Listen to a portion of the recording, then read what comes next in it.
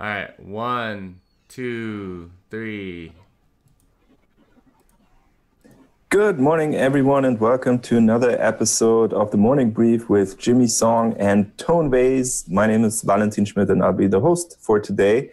And we got a couple of great stories for you, including a follow-up to yesterday when we promoted a tweet by Whale Panda where he said that CNBC Fast Money is not in control of their own Twitter. And they got back to us doing this little video. Jimmy. That's CNBC Fast Money. And no, the account is not run by an intern.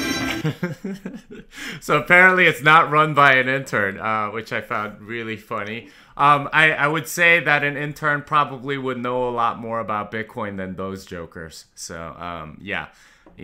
The people that actually run the account probably know way less. You have to understand about this industry that, young people actually know way more than the old people. It's completely reversed. So, I actually hope, I think it would be better if an intern ran it. What about you, Tone? You also would prefer an intern rather than the husband of the person in charge, right? Exactly. I agree, because an intern would actually be an employee of NBC or CNBC or CNBC Fast Money. I don't know how their organizations are structured.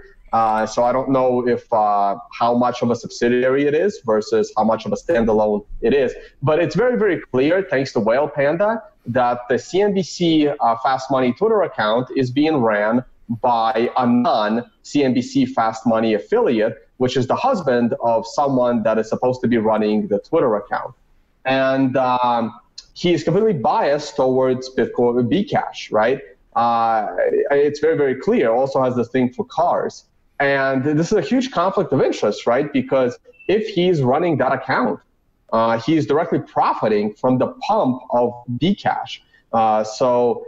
Again, insider trading laws are very, very specific to stocks. But if CNBC Fast Money expects to be taken seriously as a real company, that's not something that they should be doing, because the guy running that account is probably also, shilling Bcash guests onto the show in order to sell his position. So Tone is accusing CNBC of some bias, and I'm sure we're going to get some more info out of them, see how they respond. However, they did have this Twitter poll, and whatever the guy's doing, it doesn't seem to be working, because they ask whether Twitter users prefer the Bitcoin Core over Bcash, and it's 79% in favor of Bitcoin Core. So clearly they have to push Bcash a bit. I wouldn't call it Bitcoin Core. It's just Bitcoin, right? There's Bitcoin, and then there is shitcoins, right? So basically what the Twitter poll is just showing is that people on Twitter at 80-20% kind of understand what is Bitcoin and what isn't. I'm extremely disappointed in the results of that poll. The fact that it's 80-20 and not like 98-2 is extremely disappointing, and it doesn't. It doesn't bode a lot of confidence for, in my opinion, for the intelligence level of people in crypto. Yeah, I love this poll. It's they were clearly trying to get people to vote Bitcoin Cash, or at least the guy that's probably influencing his wife to put a poll up like this, and probably feeding her tweets or something like that. But regardless, I think that people have spoken. CNBC Fast Money. If you actually want real opinions on Bitcoin, I suggest you get somebody that knows what they're talking about instead of just Bitcoin Cash biased people, which you constantly seem to have on. So, at some point, maybe they'll figure it out. I'm gonna issue a direct challenge. Get Tone on there. I'm sure he would love to talk with you guys. So, yeah, there you go. Yes, get Tone on Fast Money, but don't you guys? Like half their people have me blocked on Twitter. I mean, Brian Kelly has me blocked on Twitter. Ronnie Most has me blocked on Twitter. I'm surprised CNBC Fast Money account doesn't have me blocked on Twitter. Right? This is why it would be great, right? Like, it'd be great for ratings, because obviously there would be conflict, and Tone would come on there and like say, hey, you know what? You guys are such shills for Bitcoin Cash or something like that. I think it would be great. CNBC, if you're watching this, here's your challenge. Get Tone on the network and have him talk about Bitcoin versus Bitcoin Cash instead of your, you know, hand-selected people. I promise you will get better ratings with Tone on there. Having said that, can you guys comment a little bit, because it does seem that Twitter as a platform is pro Bitcoin, as Tone said, and not very much in favor of Bcash. Whereas there are other platforms, I think there are some Reddit forums where Bcash dominates. Could you comment on that real quick? Sure. Well, the Reddit forum is specific to Bcash, right? Like our BTC is just a cesspool of Bcash shells. So obviously it's going to be towards Bcash. I mean, I don't really care for our Bitcoin at all, but our BTC is simply there to pump Bcash. So if people at CNBC were pointed to our BTC, then yeah, they have no idea the reality on the ground. Yeah, I mean, nobody goes on Reddit anymore. Like, there's very few stories that are original there. It's usually like links to tweets or rants by random people. If you're gonna rant and you want people to see it, you should put it on a blog, because at least that lasts. You put it on Reddit, it lasts for like half a day at the most. Yeah, Jimmy, that's what Reddit was designed to do. Reddit was just there for people to look for things that are popular on the internet. Yeah. Reddit was never like the original like design of Reddit was never meant for original content. It was meant to filter other content to figure out what is important and what isn't. Yeah, I just don't think it's a very good filter at this point. I see everything I need to see on Twitter, so I don't value Reddit very much. But that said, you know, the biggest indicator of what people like is price. Price. That's it's pretty clearly. It's funny because this poll here, 79 to 21, it's not that far off from the current ratio of Bitcoin to Bitcoin Cash in terms of price. So maybe it's a really good indicator going forward. Okay, so we leave it at that. The Twitter debate. Twitter seems to be a fairly diverse and open platform. Another active Twitter user is Charlie Lee, who probably announced there that he sold all of his Litecoin and probably made a bunch of money. Tone, you need to unmute yourself. Yeah, no, I didn't know I was going first. All right, so this is the problem with all other altcoins. They have leaders. Having a leader is an issue, right? Like, what's his name? The Dogecoin guy, Palmer, Jackson Palmer. I mean, he walked away from Doge a long time ago, right? I mean, the problem with these things is that your creator remains the dominant person, and then things like this become an issue. This is why Bitcoin is so unique, in that Satoshi stepped away a long time ago, and he was never a visible entity. So this is the problem that all of these altcoins are going to have.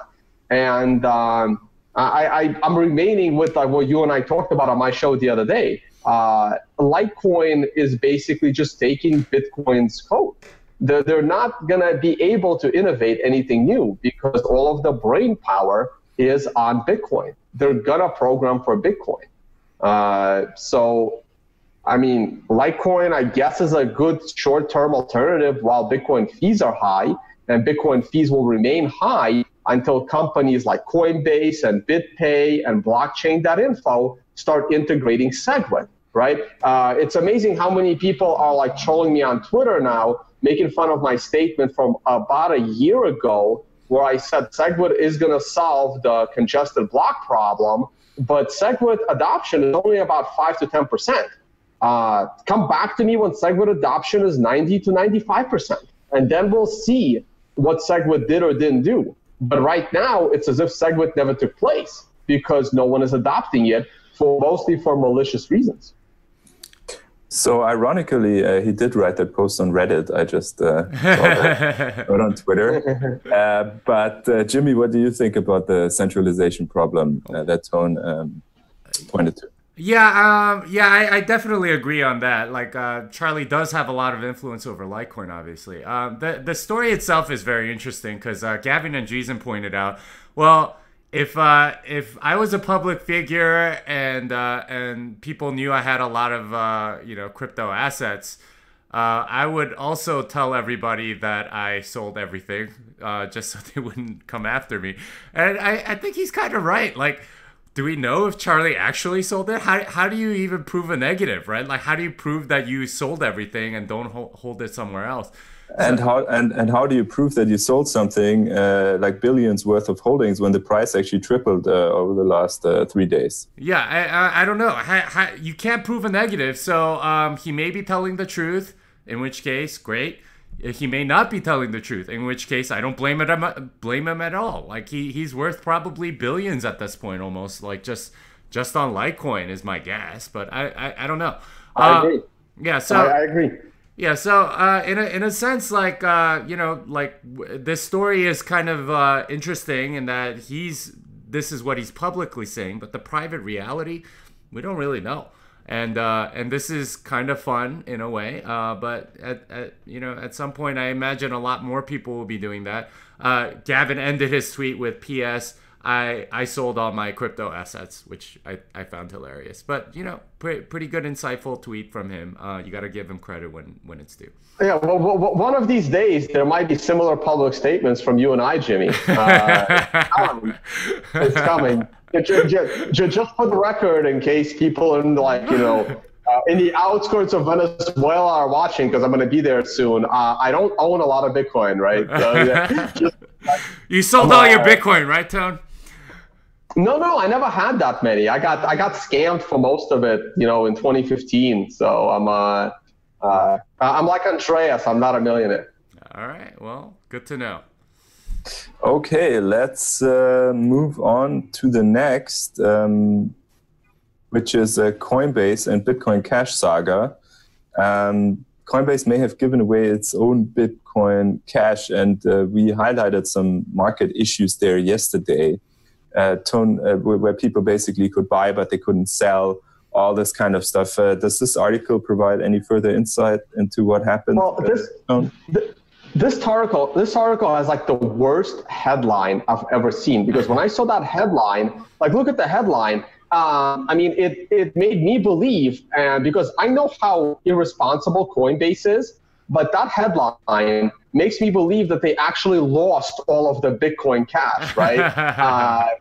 That's what that headline looked to me. So I started reading the article and I'm like, oh, I'm not surprised at all. Like the biggest surprise, I believe, in crypto is the fact that Coinbase hasn't been hacked yet and had their Bitcoin stolen, considering all of the dumb moves that they've done over the years. Like I'm amazed how they're able to hold on to that Bitcoin and not have it taken from them.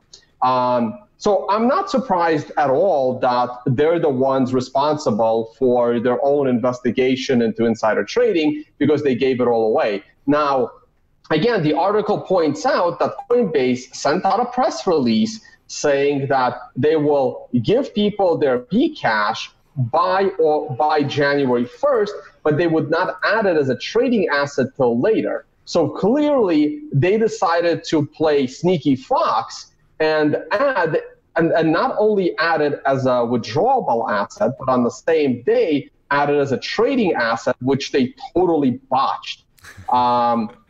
Again, I'm not surprised by the incompetence of Coinbase at all. And if anyone is and now they're like, oh, we're investigating insider trading. What are you investigating? It's crypto. There's no such thing as insider trading. It doesn't exist.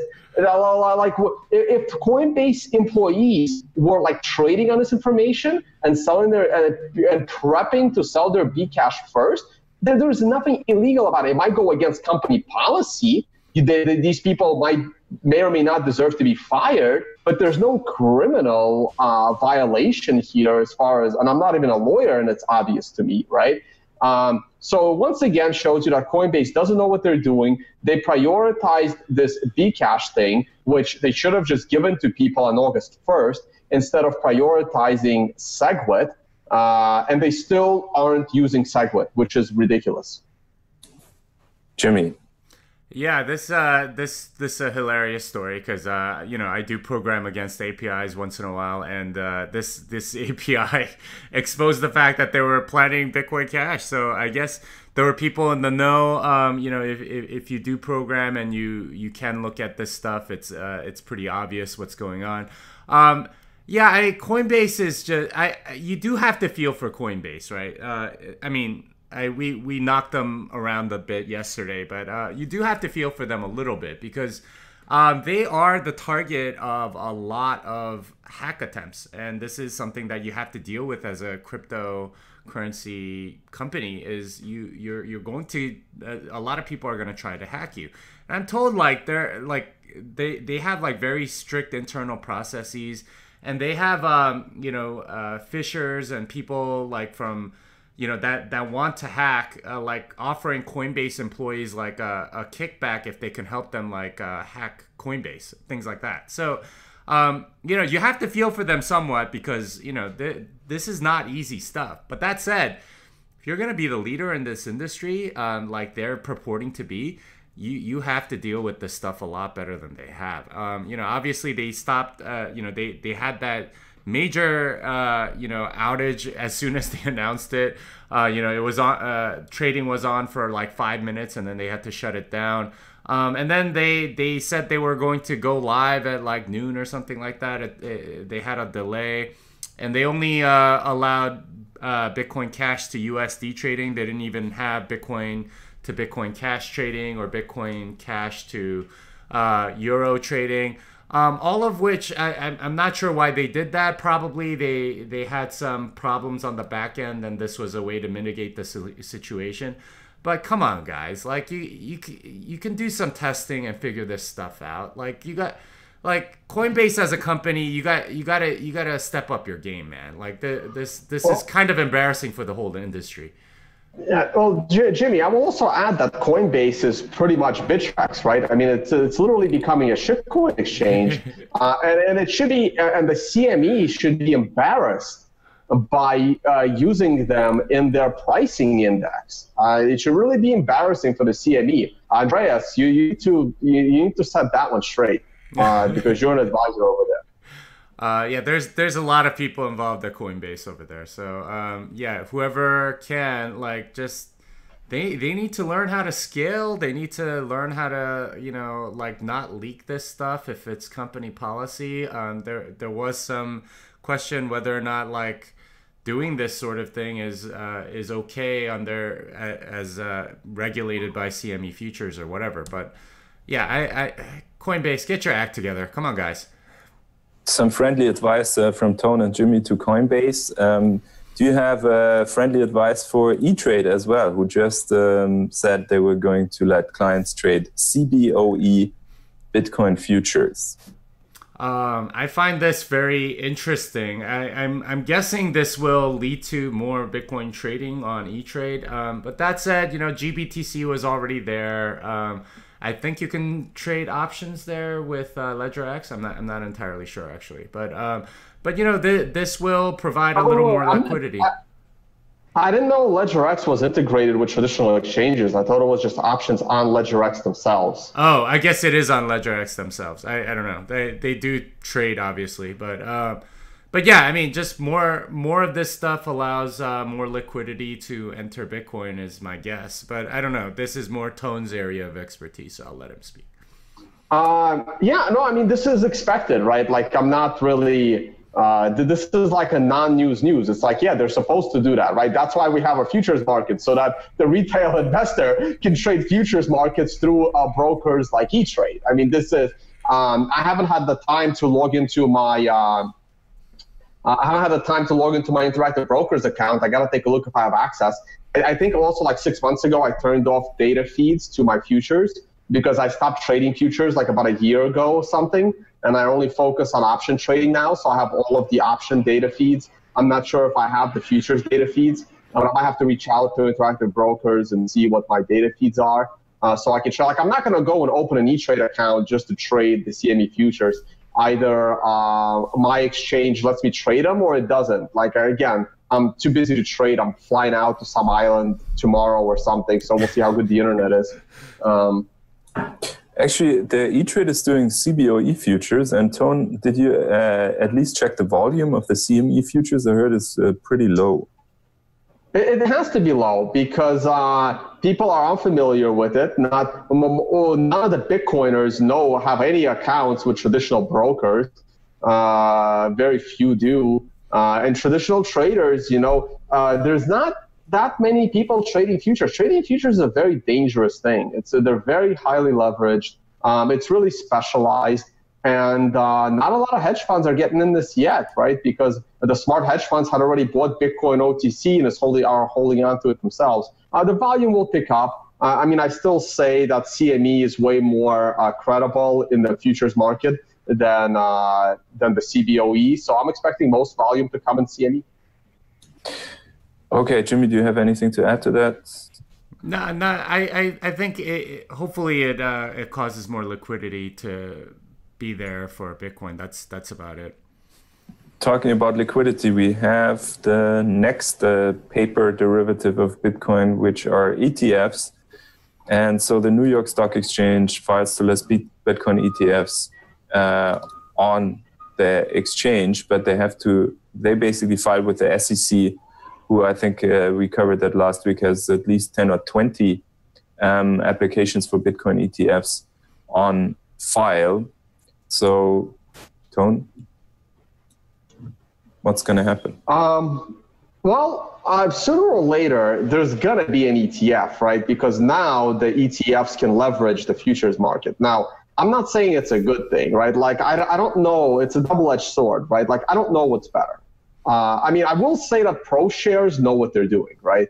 The Winklevoss twins were trying to get their ETF, but one of the problems there is, you have the same entity controlling the underlying price. You have the same entity controlling protecting the underlying Bitcoin, and you have the same entity responsible for the actual ETF itself, which is one of the reasons why the SEC said, no way, that's way too centralized of a product.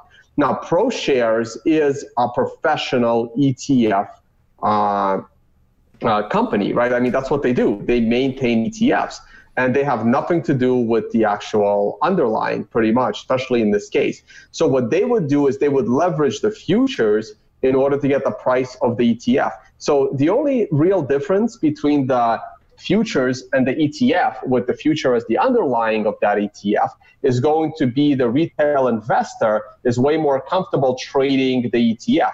The ETF is also going to be significantly less leveraged, even though it's using the futures, right? But let's say you would be able, like the ETF would probably, like the one share of the ETF might be like $16, right? It might be at like 100-to-1 ratio. So that when you buy one share of the ETF, you're only spending $16 a share, right? So that means that for every, so if they're using the CBOE futures, which is one Bitcoin underlying, that means for every one Bitcoin future underlying the ETF, that's like 100 shares of the ETF. So you can trade them in much smaller increments, right?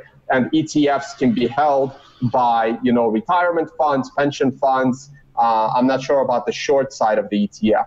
Now, do I think this is great? I don't know, because now we're building this house of cards, right? You have a derivative, you have the futures, which are cash settled on top of the price of Bitcoin. Now you're going to have the ETF settled on top of the future, and then who knows what's going to be built on top of that, right? So it just starts to build this house of cards. Now I am somewhat comfortable with this house of cards being built on top of Bitcoin. But if it was any other altcoin, because these guys are going to push for Ethereum, these guys are going to push for Btrash, these guys are going to push for like Litecoin or something, right? So when it's on an technologically inferior product, there's going to be trouble, and there's going to be monster fallout if those other alternatives come in. Hopefully that ProShares and the CME will continue getting some good, advisors to prevent them from doing that. Well, I don't know. I kind of want to be able to short some of these altcoins that I think are really scammy. So I wouldn't mind some of that existing. You short, Jimmy, because if I had the ability to short Bcash, I don't know if I had the time, if I wasn't doing these videos, I probably would have been wrecked right now shorting Btrash.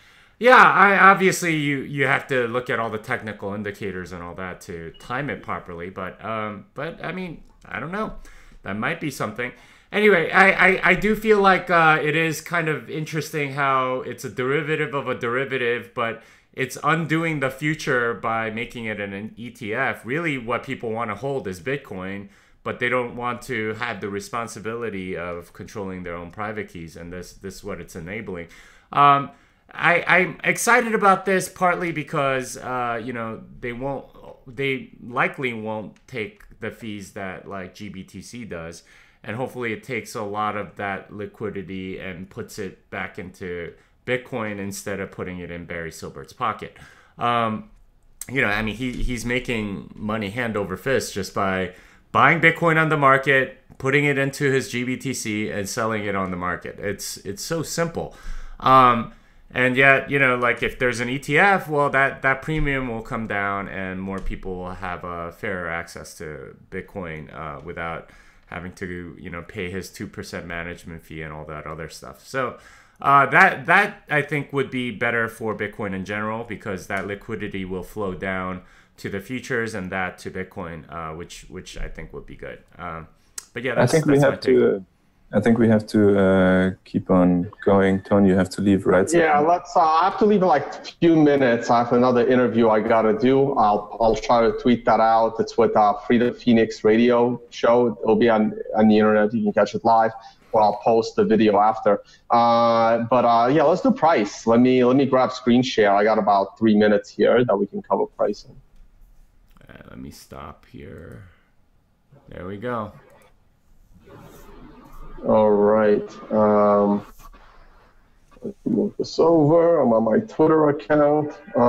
Yeah, so once again, guys, check out the tweets by Whale Panda, pretty much exposing that was funny, Dark Pill. Good job, man. Where's here it is. That's funny. Here's the Whale Panda tweet. I retweeted it. It's taking its time. So Whale Panda explains who's in control of. It's circumstantial, but it's pretty damn obvious who's in control of the CNBC's Fast Money Twitter account. Let them know about it. This is irresponsible and borderline, malicious for self-profit. All right. Anyway, please learn trading. This is the kind of stuff that I talk about. If you're not familiar with the random number generator, it's explained in section 6 on my website in the Learn Trading section, which is part of the educational tools. Let's take a look at Bitcoin this week is still, troublesome. The numbers are still positive. Let's see how it ends. And anytime Bitcoin has weakness, shitcoins will go up, right? Because everybody is a direct competitor, even Litecoin. They're all direct competitors of Bitcoin. There's going to be only one winner. Guys, I keep saying it, and no one's listening. So here's the daily chart. The daily chart went bearish. The last time the daily chart went bearish, according to my indicators, was here for a minute. So that would have been a losing trade going bearish right here. You flip that trade around here, and then you did very, very well. It never went bearish anytime here, but the daily chart has gone bearish yesterday upon this red line. So that's pretty much where it went bearish, and it remained bearish now. We're now below 16,000.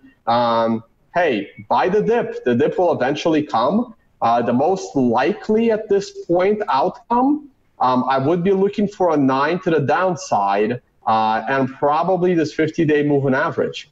So potentially all the way down to like 12,000 or something. I mean, that's what we're looking at potentially. Guys, keep in mind, Bitcoin was a year ago today, it was under $1,000, right? And now we're like, now we're all upset that we've fallen from 20K to 16K, right? It's pullback. It's just a pullback.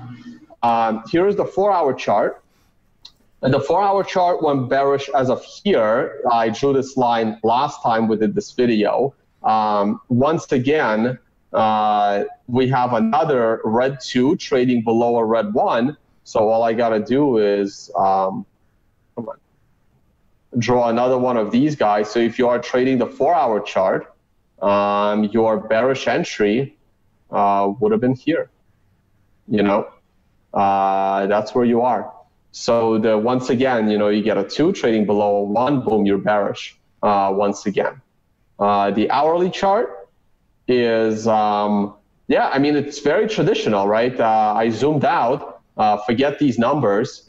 I zoomed out so that you can see how the 50-hour moving average has become resistance. It pulled right into the moving average cross, talked about it last time on this show. There's a little red line here showing you your bearish trade based on the indicator. If you're looking at it right now, let's zoom in. I don't know what the numbers are going to say. I haven't looked at this chart. So that's a pretty neat, dead cat bounce here. You can see how we reversed off of this, crazy hammer, and then we did do a 9 to the upside. And we had a reversal candle at candle number 7. It hit the 50-hour moving average. It gave you a 9 sell, and now we're going down. So the short entry would have been, this 2 is not really trading below this 1. They're at the same price. But you can see how this 4 is trading below this 3. So if you were trading the hourly chart using this indicator, that would have been your short position right there, wherever this line is. Looks to be 16,730. And again, you're looking for a red 9 on the hourly. See if you can bounce. You see, you don't know if this bounce is going to be short-term or long-term, but right here, as the 4 starts trading below the 3, you can take on the short trade. So there you go. So that's how I would be using this indicator to time my positions. That's about it. I mean, look, we can look at the B-Trash thing. It went bullish right here on a trade, and it's still that way, right? Like, I don't trade scams, right? Like, I don't invest in Bernie Madoff's fund, and I wouldn't hold any altcoin that I know is technologically unsustainable. That's pretty much it. I gotta go, guys. Any closing thoughts, Jimmy? Let me stop screen share. No, not at the moment. Valentine, you want to close us out? Yeah, thanks a lot for watching. Thanks, Tone. A little bit more choppiness for the rest of the week, but we are still good on the weekly, so let's hope for a return. Thanks a lot for watching, and your last words, Jimmy. This song is done.